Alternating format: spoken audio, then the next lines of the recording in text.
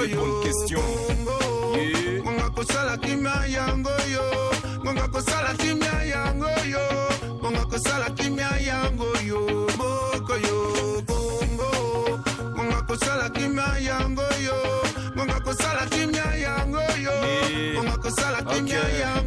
Ah ouais, on vit après la pluie. Crache pas sur le beau temps. C'est planter l'avenir entre charnier et coltan. Énorme est le chantier, sommes-nous pas des titans? Depuis le temps pris entre Occident et Orient, résistant, l'espoir on se clarifie sur le torse. Au-delà de la foi, on sait notre sort au bout de la pioche. Des larmes en sueur au bout de la course. Matondo mingi na bino nyonso balandi ya magazine La Voix de la Jeunesse Africaine. Nazali na esengo ya ko-présenter bino magazine ya lelo na sai na motema pambate tozali kokoba mikolo na mikolo na magazine absolu La Voix de la Jeunesse Africaine et na yango nazali na esengo lelo ya koyamba bilenge mibale moko wapi boyebi déjà et na visiteur moko oyo a visité biso pona mokolo na lelo. Magazine La Voix de la Jeunesse Africaine ezali na centre ya bilenge ya mboka Congo. Rendez-vous chaque samedi 10h20 et rediffusion na biso ezali bongo mercredi à partir à 7h50.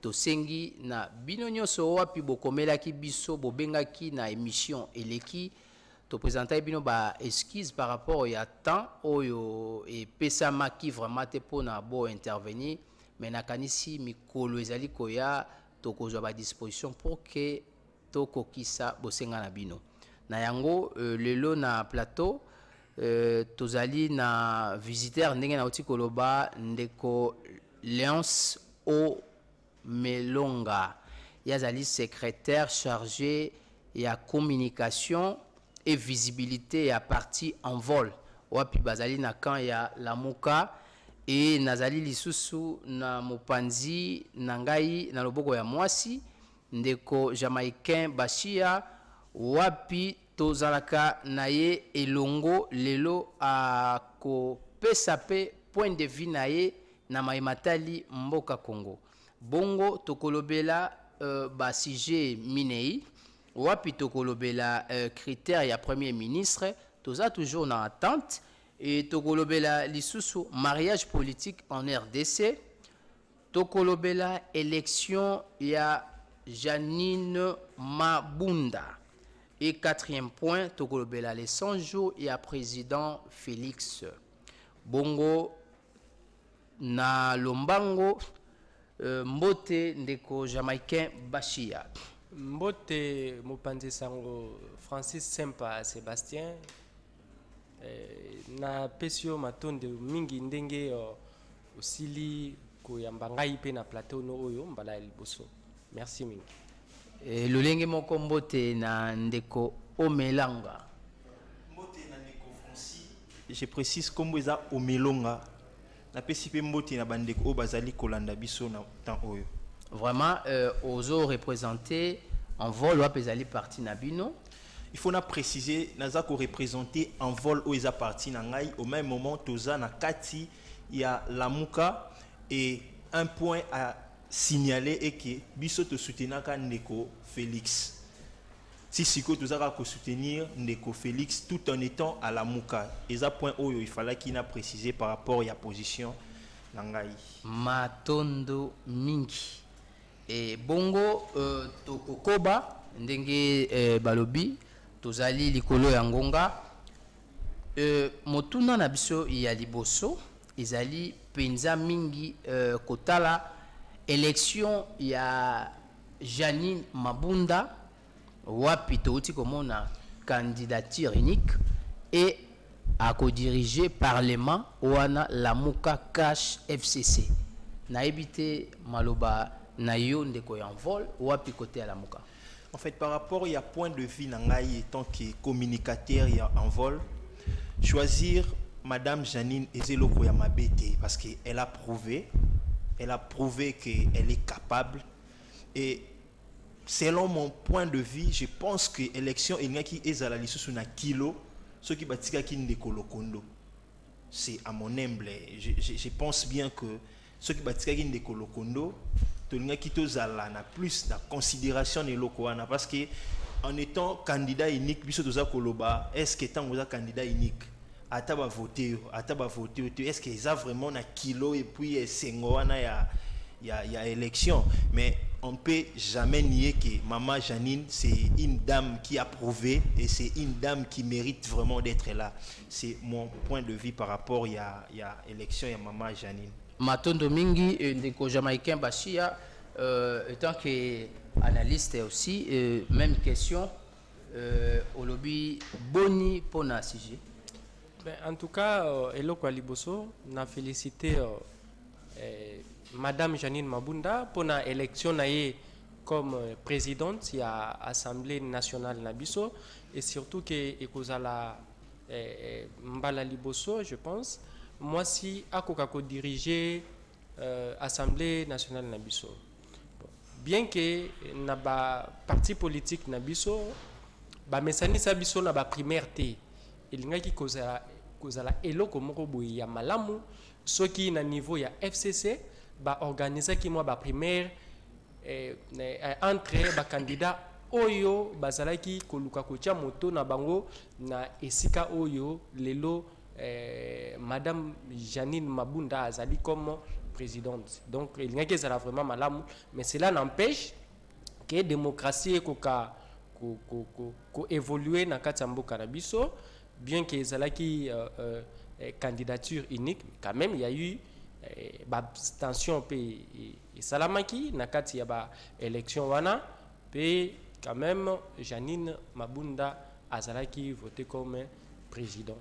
Matondo mingi ndeko Jamaïque nakozonga na ndeko Léonce tozalaki na président Kabila lelo azali susute même na époque nae totikala komona jamais candidature unique dans l'Assemblée nationale nini okoki koloba lelo avec le président Félix wapi tolobeli état de droit mutu nyonso azali na droit mais tomoni candidature unique même na ndeko Jean-Marc Kabund na ebité nini okoki koloba. En fait, point de vue nanga par rapport à la candidature unique, c'est la question que tout le Congolais se pose à ce moment. Parce que tu ne peux pas passer quelque part sans Oyo Kabatubaza Kotuna. Pourquoi Balongoli Ndeko Lokonde? Pourquoi Baboy Lambert Mende Nalodja Azala, candidat unique? Mais donc, partout, peuple congolais, tout, Azomi tout na question. Et nous, étant que leaders, nous nous posons la question pourquoi c'est là. Donc moi je pense sur ces points-là, nous pouvons donner par rapport à l'opposition opposition à Kenda qui pourra déposer lettre naïe sur les élections. Nous pensons que la justice va vraiment bien faire les choses tout en regardant en fait les bons côtés. Ça veut dire c'est que la population attend par rapport à ça. Parce que candidat unique, nous aimons bien. Mais est-ce que la population est d'accord? Et puis est-ce que la population a aimé? C'est ça en fait mon point de vue par rapport à ça. En fait. Même question pour Ndeko Bashi, vraiment Namukuse. Bon, Namukuse, bon, ezali malamu pour na jeune démocratie na biso to ko se poser la question mais kasi mingi esengeli to mituna soki compétence na bureau wana est-ce que compétence ezatoté na kanisi que Janine Mabunda ako sala musala ne malamu pe je suis sûr que aza vraiment compétente donc to lobelande plus compétence na kati ya assemblée nationale sinon to ko kende ko bunga na ba débat oyo bon oyo eko apporter le roi malongate na mboka na biso donc totale évolution à l'assemblée to juger bango par rapport ya ba acte donc c'est déjà donc moi je trouve que les candidature unique et commis moi mouké dépassé donc ici et salami to pesa bango chance totale la compétence na bango sur terrain Matondo mingi et bongo sika watokolopela mariage politique na RDC wapi to moni tozoko mona déjà donc moto moko te akoloba biso to yebite comment ça comment ça évolue, comment ils ont koleka mariage FCC cash. Tout le monde a toujours FCC a dominé kobanda na assemblée provinciale. To kititi na élection ya suka wapi bauti ko sala ya Janine Mabunda. Est-ce que pour Nabino analyse nini boko sala ou bien nani motuna eza penza très simple. Nani azali autorité morale ya coalition FCC cash par rapport ya oezo komona na miso motuna pona yo ndeko Jamaïque.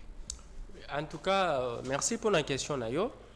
Donc ngai namoni il faut non koyeba keza coalition FCC na cash.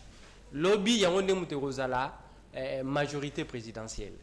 Alors, eza clair, eza institution président de la République nde ozala autorité morale na bango. Donc, bato ba former majorité wana o ba constituer majorité présidentielle ba yebake autorité morale na bango ou chef ya majorité wana et kozalande l'actuel président de la République qui est Félix Antoine Tshilombo. Donc je pense que c'est clair. Merci beaucoup pour la réponse. Même question pour la Yondeko Léance. Moi je pense que par rapport à la question Oyo, il y avait même, je pense même pas qu'il y ait la question au biso de yango parce que ça saute aux yeux.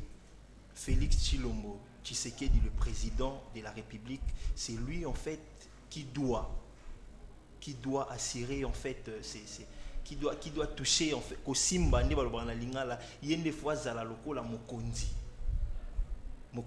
ya coalition entre bango mibale entre cash na FCC. Donc ça, pour moi je trouve ça c'est pas vraiment une question mais c'est plutôt quelque chose que nous pouvons seulement spécifier puis signaler à ceux qui sont en train de nous suivre.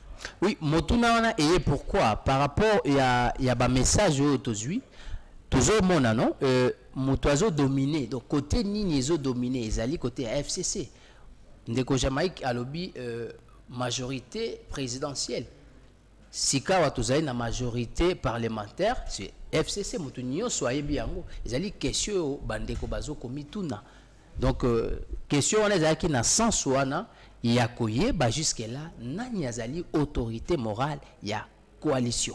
Donc c'est un peu ça pour na ko limbola na bandeko oyo bazali ko landa biso lisusu tomoni nomination le président Félix a promettre lisusu d'ici à nommé premier ministre.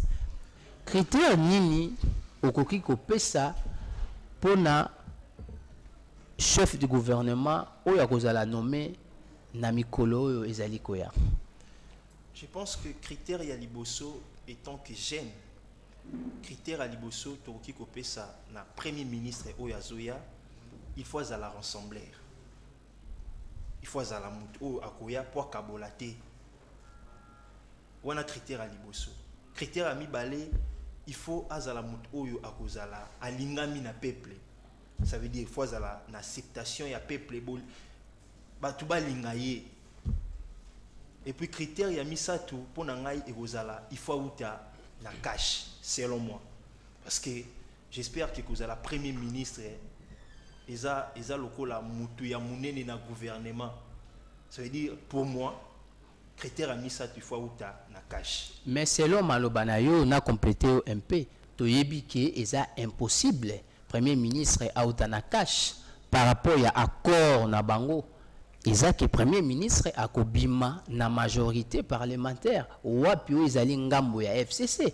Comment on peut proposer le premier ministre abima na cash o ezali impossible. J'espère que mutunyo soyez que FCC cash baza na coalition. Ça veut dire tant baza na coalition ba komi lokola mutumoko. Ce qui est vrai na kati na bango ba komi qui est lokola na majorité ba komi lokola mutu moko c'est que ba kokipe ko bimisa mutu moko auti na cash to auti na FCC Matondo mingi na réponse na yo, même question pour Ndeko Jamaïque. Bon, en tout cas, concernant critères ou profil il y a Premier ministre, et Nakosenga Mokonzi Mboka na point wana azala vraiment très regardant. Un Premier ministre, il faut mettre la population congolaise d'accord par rapport à Chouawana. Il faut azala mutu oyo aza trempé na mamba ba corruption te, azala mutu oyo aza na ba problème na justice te, ezala na kati ya mboka, ezala libanda ya kati ya mboka. Ndeko nanga lobi qu'il faut azala rassembleur, oui, et ça malamu azala rassembleur, mais azala te un premier ministre qui rassemble ke batu oyo baza na ba intérêt moko boyo oyo ezali kotia peuple libanda. Non, azalande rassembleur ya batu oyo bazala na ba idée malamu pour la population. Nde choix na biso oyo tozali kozela ya premier ministre. Mais kasi eloko pe sengeli pe koyeba choix ya premier ministre, je ne bon na yebite si arouta nécessairement kaka na FCC. Pour n'oublier pas que ezali une coalition. Il y a FCC na cash. Bakoki pe koyoka na pe na ndenge ya kati babimisi un premier ministre oyo ako ya ko exécuter à la lettre programme ya chef de l'État. Donc bakoki pe koyoka na mutu ole abima na FCC, abimi na FCCT, soit abimi na INC, soit abimi na cash. Donc c'est possible. To tika mokonzi ya mboka ko kozwa décision na kimia nyonso pe ayeba ke ba congolais baza kotala ye po esika nyonso akendaka ba rappelaka kaka le peuple d'abord. Générique wana ezon à chaque fois na tango atambolaka c'est que choix na ya premier ministre faut érimer na phrase wana. Merci Ndeko.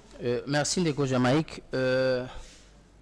Totali maintenant point il y a 100 jours il y a président Félix kolala kolamuka mikolo akotanga tozo koma na 100 jours il y a président Félix wapi a lancé qui ba travaux a prometaki que il y aura vraiment un changement na habité ndeko ya envol wapi côté à la muka analyse na bino ezali comment pendant 100 jours il y a président Félix.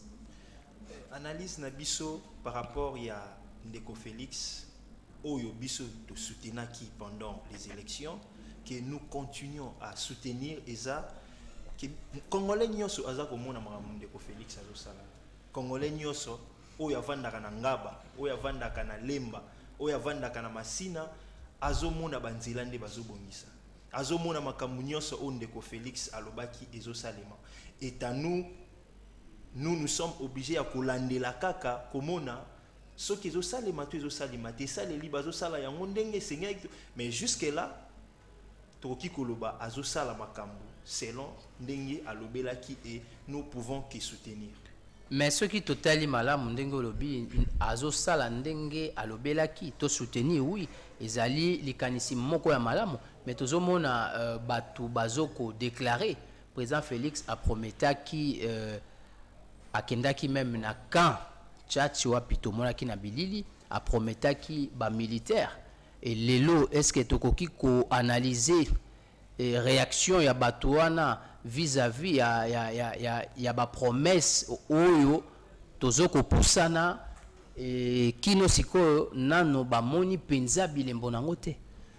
Ndeko eloko na koloba mingi ezaki on ne peut pas tout faire au même moment. C'est impossible mutu asala makambo nyonso na malamoko. Jusque là oye ya sali na oye ya zako sala na nous to komi na 100 jours na ne ko quitter. Dans quelques jours. C'est dans quelques jours maintenant ne ko quitter. Ça veut dire total est là parce que ce qu'il a déjà fait eza munene qui oyoye il fallait qu'il y a sala. Donc il a déjà fait 80-70%. Donc tokoki ko beti la maboko po to vanda mingi awa na Congo to yebi Congo to mona Congo mais o tozo mona eza makambo il faut te soutenir quand c'est bon on est obligé de soutenir ceux qui za mabe to za pe obligé ya koboya. Vraiment, matondo mingi wana ezoko engagé que ndeko Liance par rapport à la réalisation il y a 100 jours il y a président Félix. Même question pour ndeko Jamaïcain. En tout cas, merci pour la motuna nayo. Mais les 100 jours, c'est dans quelques jours. Oui. Début mai awa 100 jours ekoka. Il est vrai, tozomona azo salami sala net na route Bokassa ezo salama ezo continuer Prince Kassavobu ezo salama na banzela mususu. D'ailleurs, eza na babisika mususu oyo esali 18 ans. Eza na moi pomoro boye. Les autres ont fait 18 ans sans pour autant qu'on réalise en haut. Yé dans 25 jours à sali en haut, c'est quelque chose de bon. Eza malam. Nous pensons que nambo kanabiso eza la volonté. Kasi pour na bande konabiso ya basoda. To yebi ke moi amélioration mukie outi ko sala mana moi oyo pona salaire na bango. Il na faire ba $12 oyo ba outi ko bakisa na kata ba salaire na bango. Ne pensez pas que ndenge balobaki soda ya suka akoki ko zo mbongo autant et ça le parcours ya baguette magique. Non, il faut au gouvernement ya makambu nyonso evanda normalement et puis bako dispatcher ba biloko na nyonso. Ba ministre oyo bako ya. Ba yeba ke dénominateur commun eza population. Ozala ya FCC, ozala ya cash, boye ba ke mutazala na liloba ya suka eza population. En tout cas, bo travailler pour na population et ozala malamu mingi.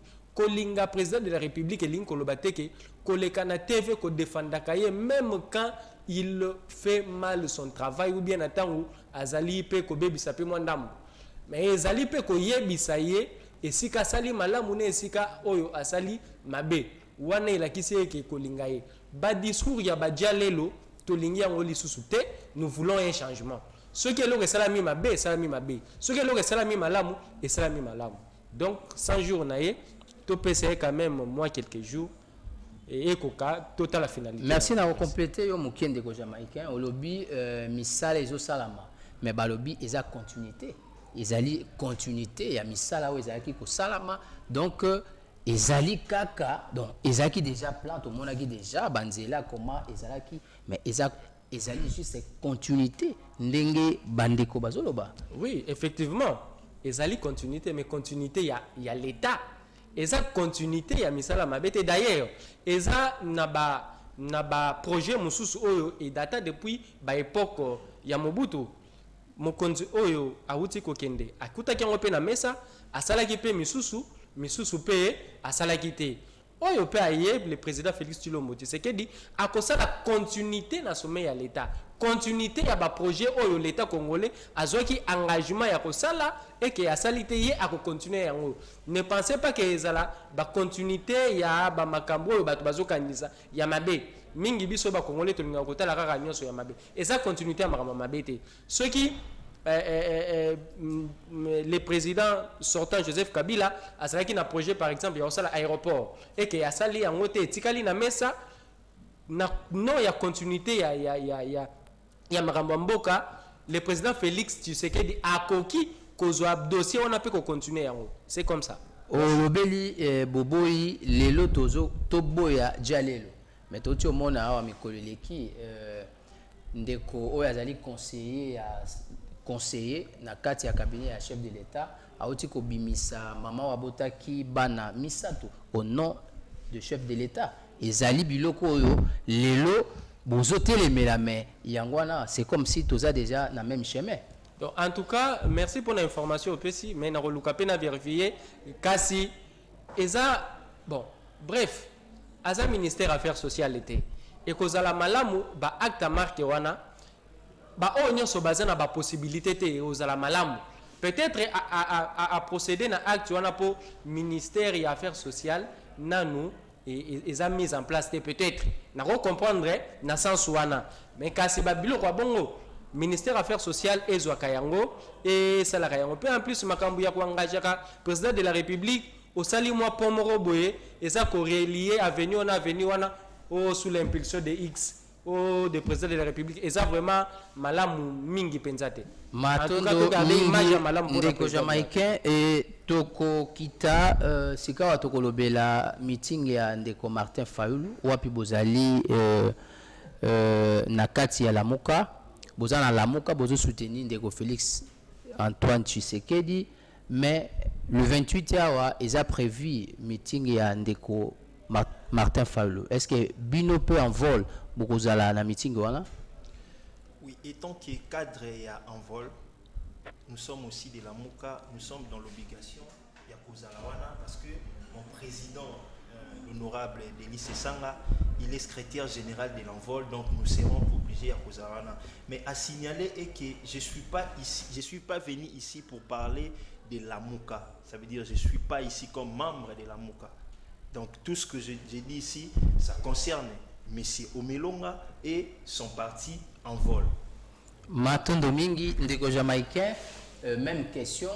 Tozo Kochité déjà, la réalisation nous fait signe.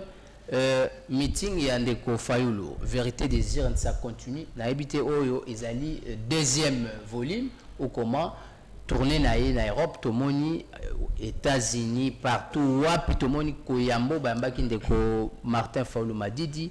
Azozonga meeting à monene na terrain Sainte-Thérèse. Analyse nini sérieux parce que ça continue toujours. En tout cas, à chaque fois on a monaka Martin Fayulu azosa la banini ya vérité des urnes. En tout cas, et c'est pelisaranga et pesaranga esengo a rassurer kapenza que démocratie ezali na mboka na biso. Pour preuve, changement est côté au sommet de l'État. D'ailleurs, ba image ya ba meeting na liboso partout à Tambolaki et lekaki na RTNC, chose qui ne se faisait pas avant. Les lopel lisusu soki aye na Sainte-Thérèse wana ezaki ba premier meeting. Oui azela pe yami balé congolais nyonso akoyambaye comme étant mwana ya mboka akoya akosala meeting na ye pona ko faire vivre démocratie na mboka na biso kasi abosana te ayeba ke ba congolais bazalaki na posa ya changement na kanisi ke changement wana eye soki alingi mboka oyo Congo amema biso na ba discours moko boye rassembleur pe a aidé oyo bazalaki na ye na opposition par ba critique na ye ya en tant que opposition. En tout cas ça la musala wana et ko mema iloko malamu na mboka pe image ya malamu na mboka ndenge bayambaki ye libanda elingi kolobake azape koteka démocratie ya mboka na biso libanda po liboso ezalaki mwa pasi akozonga pe na kati ya mboka oyo bako diffuser pe ba image na ye et koleka tranquillement en intégralité surtout na RTNC na ozala mutu liboso hôtel ngona nous le 28 na RTNC ndenge ekoleka. Merci mingi. Matondo mingi secrétaire chargé à communication et à partie en vol. Na ebité message nini ozali nango pona bilenge nyonso oyo ba landi biso en tant que leader communicateur message nini okopesa bango na mukuse comme message on a okikopesa na bandeko na biso nyonso ba jeune il faut totelema pona mboka na biso avancer ya mboka na biso il faut toloba le Congo en avant. Totika esprit ya ndeko alobaki ya dialelo soki dialelo. Totika esprit ya kokumisa bikumisa kumisa.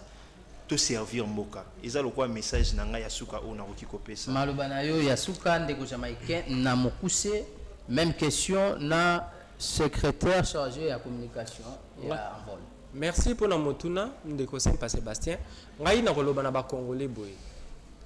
Ba congolais tous à la conscient total esika to wuti total esika to zokende tous à la sima ya batu oyo bazana posa ya komema ekolo na biso liboso tous à la bolingo et surtout tous à la plus n'esprit ya discernement ba distraction totika.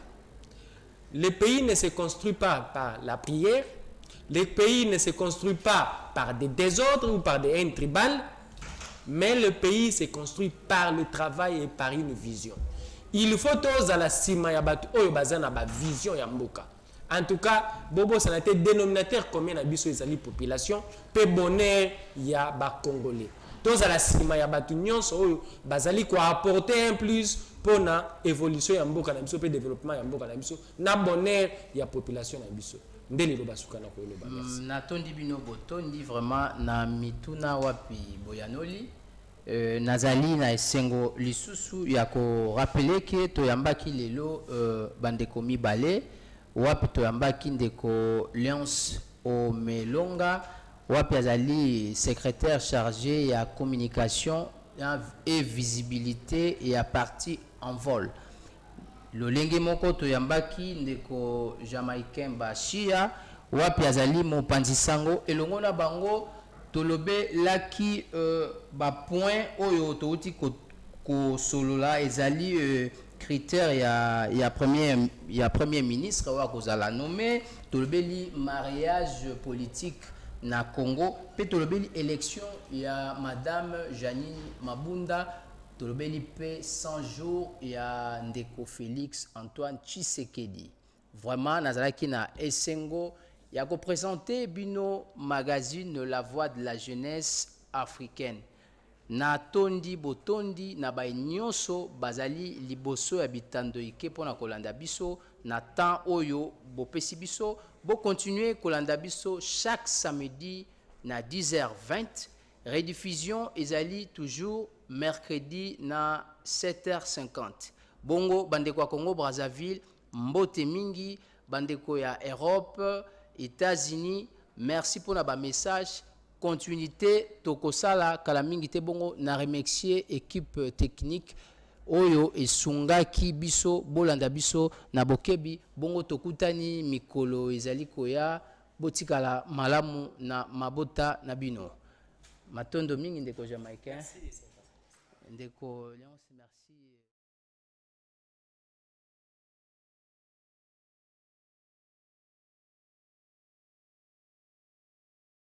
Réponse à des bonnes questions. Monga kosala kimia yango yo.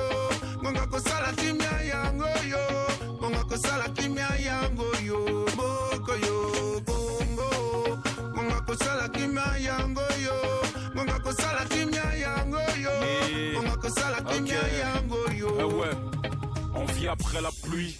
Crache pas sur le beau temps, c'est planter l'avenir entre charnier et coltan. Énorme est le chantier, sommes-nous pas des titans? Depuis le temps pris, entre Occident et Orient, résistant, l'espoir on se clarifie sur le torse. Au-delà de la foi, on sait notre sort au bout de la pioche. Des larmes en sueur au bout de la course.